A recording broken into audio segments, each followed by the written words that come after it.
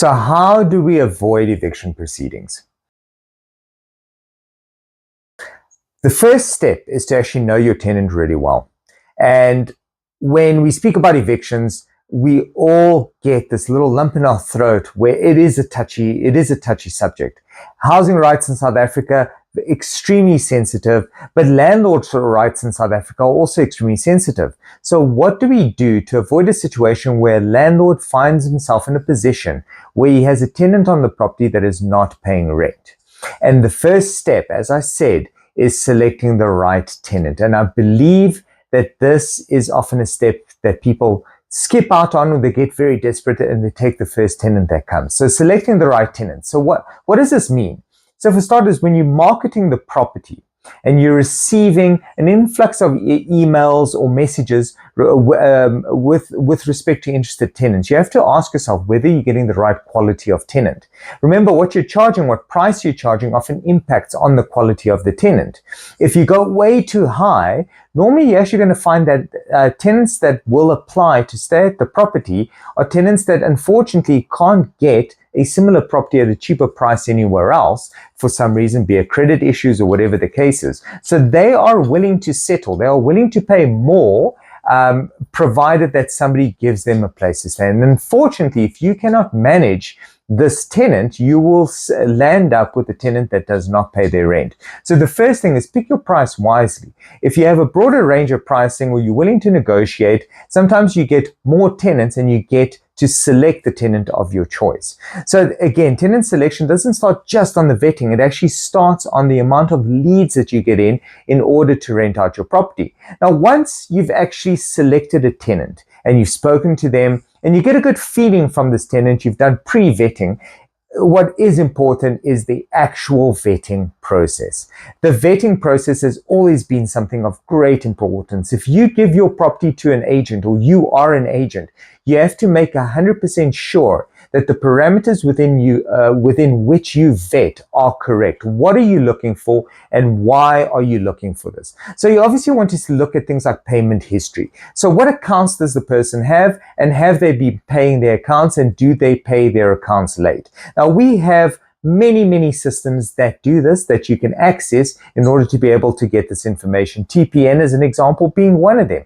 TPN on top of just your general accounts will also give you data on the tenant's previous payment profile in relation to rentals. So that's also great because now you've got his payment profile in relation to rentals as well as account and credit history. So their Edgar's accounts, their school accounts, you name it. You can get all this information simply from a credit report. So that's great. Make sure that this information covers you and that it has enough data in it. Now, the next thing that you want to look at is that the tenant actually has an income. It's great that in the past he paid all these accounts, but does he have an income coming into his bank account? So number one, does he have a job? And can he prove that the salary is actually in his account? So what do you typically ask for? Things like bank statements and employment records, payroll, pay slips, that sort of thing. You want to look at these bank statements. You want to verify that the amount comes in. You also want to use these bank statements to look for what amounts go out. There's no point a person getting a 50,000 Rand income, but 49 of it goes out and then claiming that they can afford to pay rent. So you also need to do your own calculation as to whether there's actually enough disposable income in order to be able to pay this rent. Interestingly enough, the bank account also tells a crazy story about certain lifestyle habits. If you're trying to look for a tenant that doesn't party it up, you can look at the bank statements and see how they spend their money. Obviously, you're advising the tenant that this is what you're using the bank statements for. Then a pay slip. Not only do you want a pay slip, but you also want to be able to phone this employer and verify how long this tenant has been working there, whether he's been consistent in his job, and if his salary is bound to stay the same, because you want that security knowing that the salary is going to stay the same.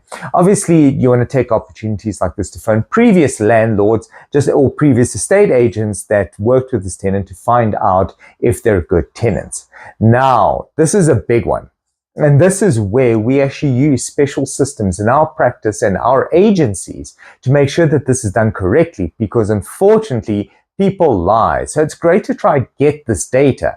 But if you've got credit profiles that don't say enough, and you've got a pay slip that you don't know whether to trust, and a phone number that you're not 100% sure is accurate, and you Google it and you can't find this employer, and bank statements that you don't know if they've been faked or forged, you need to use proper systems. So one of the systems that we use, and the link will be in this video, you can actually send a link to the tenant. The tenant will fill out all this information. It would pull all this data, and on top of that, it uses AI to verify that the bank statements are actually true bank statements and haven't been tampered with. All that you really need to do after you receive that report is pick up the phone and make those phone calls to actually get in-person references on how the tenant engages with landlords and estate agents. So now after this, you've gotten all these tenants, you've selected one, you've done this vetting, you're happy with this tenant, and now you place a tenant on the property. And is that it? That's it. You walk away. Now you're happy you're getting your monthly rental. No, right? That's only halfway, right? That's half the journey. Now you actually have to manage the tenant relationship. And what we find in practice is the cause of eviction lies in either the first half of this journey, the vetting not being done properly, or the second half of the journey not being done properly. And the second half is tenant engagement. Do you know what really gets under tenants' skins? Landlords that allow them to live in a slum, right? It's true.